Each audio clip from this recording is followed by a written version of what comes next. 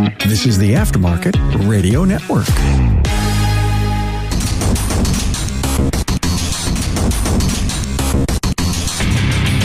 Welcome, everyone, to yet another episode of Diagnosing the Aftermarket A to Z. I'm Matt Fonslow, and today I'm kind of kicking around the idea of expert or becoming an expert, what it takes to become an expert. But first, I'd like to thank our sponsor, NAPA. Planning on attending Apex? Make sure to stop by the NAPA Auto Care booth on the first floor for a meet and greet with the 2021 NHRA champion, Ron Capps. He'll be there on Tuesday, November 1st, between 10:30 and 11:30 a.m. So yeah, I've been thinking about this a while. You know, periodically get questions about how do you get good or how do you get better? How do you get to be an expert? Whatever that means. You know, I think just in general, increase your level. There's somewhat of a myth, maybe much better yet, is a misconception of this idea of doing something for 10,000 hours will result in your being an expert. And I think that's just grossly oversimplified and also very subjective. We're talking specifically about auto repair. So a lot of examples I might present are well outside of auto repair, but I suppose we could create odd environments within auto repair. It would be odd, not how somebody would normally operate, but I think it proves the point. If you don't know the results of what you do, there's no way for you to improve. There's no way to learn because you're not getting any feedback. And that's probably the first big thing is learning from your mistakes, or when you can, learning from your successes. That's much more difficult. Even if we succeed in diagnosing or repairing the vehicle, there might be some mistakes along the way that we can learn from immediately or in retrospect.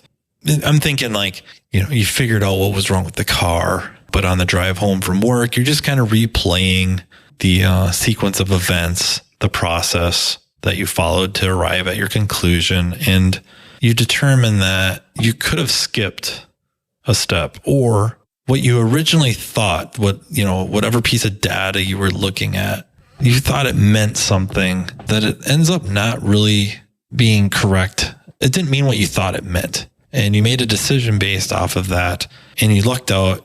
You still stayed on a decent path to find the issue, but I mean, that's basically a small failure in the process that you can learn from and move on.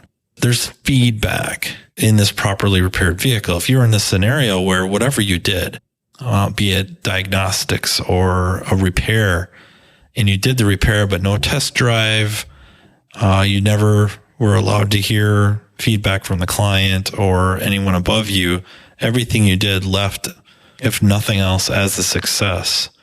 There's no way for you to improve. The big thing is to be allowed to fail. Of course, learning from those failures, those mistakes, be it they small or, of course, the big mistakes we all learn from the most, right? We don't want to repeat those. Because usually someone from above is, higher up in the hierarchy at the repair shop is not going to be happy with you. And then also, most of us take pretty good pride in our work, right? We don't want to make mistakes. We know they're inevitable, but we don't want to make them. So a bit of a dichotomy there. And I think that leads into the type of environment where I think if we're talking really from a psychological standpoint, I think the terms are like a valid environment. We're getting this feedback, but it has validity to it. The most common thing I've seen or read for a comparison is playing games like roulette, where you can play roulette for 20,000 hours if you wanted. You're never going to be an expert because the feedback you're going to get is invalid. It's too random. And that's certainly not most of our environments. So luckily, most of us are in, at least for the definition of what we're talking about, very much work in a valid environment. The feedback we're getting is going to be good or bad and mean something and be not randomized for the most part. I suppose we can start throwing certain situations in there with parts Nowadays with parts, they can be fairly randomized, unfortunately. But again, it's pretty easy to qualify that. Your process doesn't necessarily change. It's the part we're using. So luckily, we're in a kind of a valid environment where the feedback we're getting means something. And we're getting that feedback rather quickly. It's pretty rare that we don't find out about what we did for a long period of time. It's usually within, our test drives, of course. Client takes the vehicle, picks it up, and they're gone for a few days. And usually, depending on what we're talking about, difficult issue to track down, they're letting us know. But now with the popularity of reviews and the pushing for reviews, most of us have shop management systems or some sort of a supplemental system that is pushing for feedback, for reviews online, via social media, via our websites, via Google pages, stuff like that. We're pushing for the reviews. We're getting fairly quick feedback about what we did, the repair, the service experience, etc. Again, I think in the realm and the terminology of the study of learning and psychology, we're getting timely feedback. So now the hours accumulated with the feedback being valid and being fairly immediate, that now plays very strongly in just getting at bats, if you will, or getting time or attempts at repairs, at analysis, growing that experience, expanding that experience in volume, the amount of times we get a chance to do this, that we're building up on our knowledge based off of the experience of either working a process, putting a process into place, seeing how that process is working or not working, modifying the process. And that process could be analytical. It could be mechanical, taking it apart, putting it back together. Did I need to take all this stuff apart? Did I need to drop the entire engine transmission together? Or could I have found a better way? Or did I not? And I tried to sneak around and I would have been far better off. That becomes very, very important, that the attempts, trials, not so much errors. Like, don't get me wrong, we're going to have errors, but I don't want to insinuate that these errors always have to be, catastrophic. I did this timing chain job, and when I was done, the chain exploded, or it was out of time and it bent valves. And not that it doesn't happen, but that doesn't necessarily have to be the contributor to becoming better and better. It's the small errors, those little things that we can tidy up here and there. The, of course, advice from another colleague talking about, hey, next time try this, next time try that, and adding that to your process, or subtracting things from your process, modifying, thinking about your process. That's hours of study, even though it's not necessarily hands-on. I think it's something very important. It was brought up in an episode I did with Carm a while back about journaling on the Remarkable Results radio podcast. It was episode 648. And that was really the moral of that story, was writing down almost like a diary, but really a journal, successes, failures, allowing you to analyze these things and thinking about your process. Again, are we trying to figure out a problem? Are we trying to figure out how something works? Just thinking it through, replaying it in our heads. How did this task go? Could I have done it faster? And the answer doesn't always have to be yes. Sometimes you're going to do something as fast as you're ever really going to be able to do it. I'm getting to be where I have done a few adaptive cruise radar calibrations. And really the fastest I'm going to do them is about 20 minutes. That is really the fastest that's going to happen, where I'm going to mark my spots, set up my target, navigate the menus. It's really the limit. If I do break that, if I get faster, it's more, in my mind, an outlier. Consistently, I'm going to be in that 20, 25 minute range. And, that's not lollygaggling around. I'm not dragging my feet. It's going in with purpose. I'm sure many people can do it much, much faster, but I don't know that I need to put forth a tremendous amount of effort to try to get those times down. Other things, though, maybe this last diag on a misfire, I went left when I should have went right. maybe that left or right decision was more random than I give it credit to. Maybe there wasn't a clue, or on my ride home and I'm thinking about it, I need to think about this clue that could have sent me right instead of left. That I think is a terrifically underestimated or overlooked trait of some of the best technicians out there. Again, it doesn't always have to be diagnostics. I'm pretty bad usually about that's my default because it's kind of my life, but it translates to everything we do. Everything, regardless of area of expertise or area that you operate in the shop. Some of us don't do bumper to bumper repair work. Some have a kind of a niche area or a specialty area, and that's where we focus and how we get better and better. And that lends us the ability to become very accurate, very efficient, very productive. NAPA Auto Care was top rated in a national survey by consumers of car repair in the chains and independent repair shops category. Ratings were based on courtesy, timeliness, quality, price of repair, and percent of times the problem was fixed on the first visit. NAPA Auto Care is the only banner program to make these ratings. Consumers are familiar with the NAPA Auto Care brand, and you can benefit. NAPA Auto Care has the largest network of independent professional shops in North America, with over 17,000 locations. Your independent repair facility can join this network and be supported through NAPA's national marketing with the already successful Know How for All campaign, which promotes Auto Care Center specific offerings. You get support to promote your local repair facility with targeted media in local markets and in proven channels. Utilize a full calendar year of promotions with NAPA Auto Care sales driver promotions that are 100% fully funded by NAPA. This includes free email marketing, digital and print point of sale materials. Connect to their national presence by co-branding your locally known brand with the already nationally recognized NAPA brand. Partner with NAPA Smart Sign to educate customers with engaging videos that tell the why behind a needed repair or service. You can access and edit digital menu boards, template builder tools, social media feeds, and integrations with other Auto Care program elements. Offer a credit solution to customers with NAPA Easy Pay consumer financing. Stay top of mind with your business's name embossed on the credit card. Have an online presence when consumers search for a local repair facility on NAPA Online, which generates millions of views per month at no additional cost. If you are interested in partnering with NAPA Auto Care and capitalizing on the NAPA Know How for All national marketing campaign, contact your salesperson or servicing NAPA Auto Care parts store. Kind of the final big contributor to becoming an expert, and especially early on, is pushing yourself, meaning biting off more than you can chew or operating kind of at your limit.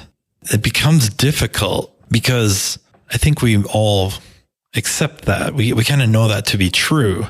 And yet there's difficulty with that and working in a business that needs to make money, that we're going to be able to regularly allow people to kind of operate on that edge because we have reputations at stake. We have productivity that has to happen. That's just the reality. Where I think this comes into play isn't always at work. Really, this is where the training component comes in. The networking, the perusing professional forums, professional social media pages, and almost living vicariously through others, if you will, at least professionally speaking. That's what's going to push our limits. Not that we shouldn't have our limits pushed at work.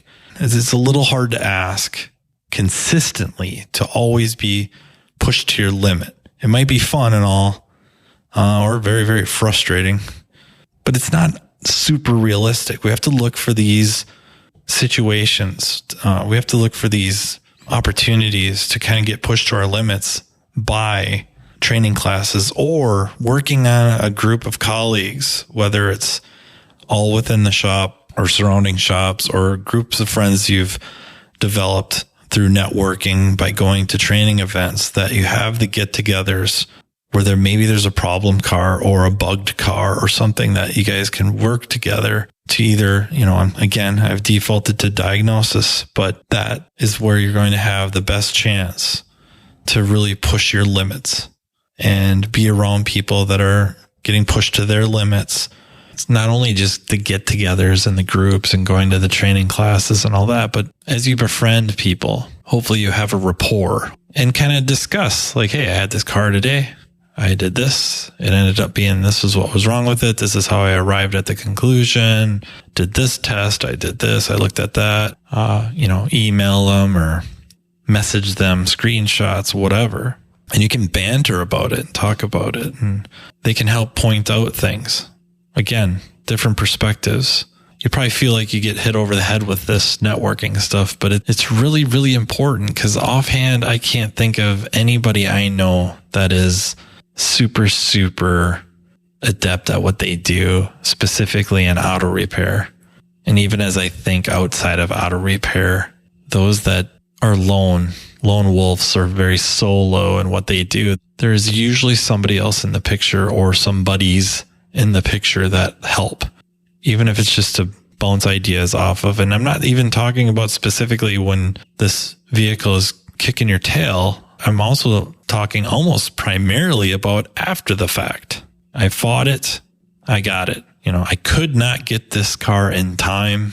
Every time I set it up, everything looked like it lined up perfectly. I rotated the engine 3-4 times. Every time it's off. Finally, I did this. And this person that you're talking to may have a good piece of advice on how to avoid that. It's like, oh yeah, I've run into this before. Next time, try this. And then when they tell you, if it's like most things, you feel like you should have known because it makes perfect sense. And then it's, why didn't I think of that? Look at the greatest of the greatest athletes. There's always a coach involved. The greatest of the greatest chess players. There's a coach involved.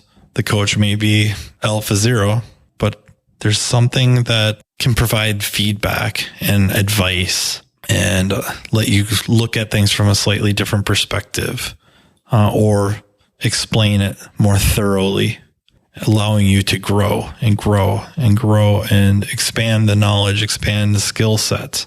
And then as you become more competent or comfortable, productive doing things, it translates to at work. To really wrap this up, becoming an expert in something is just not cut and dried. It's a journey. There's like tumblers in a lock that fall into place. A lot of the people that we know that are experts certainly weren't born that way. They didn't just show up in the shop and away they went. A lot of them, if you listen to their stories, their backgrounds are what allowed them to come in and quickly show a lot of skill and ability, be it they grew up around a shop or grew up in a very mechanical environment, or an environment where they had a lot of critical thinking required of them, even if they didn't really know that was the case. And then being allowed to work in a shop or a facility that really did allow them to stumble and fall a lot. I just did an episode of Wrenchway with Pedro De La Torre.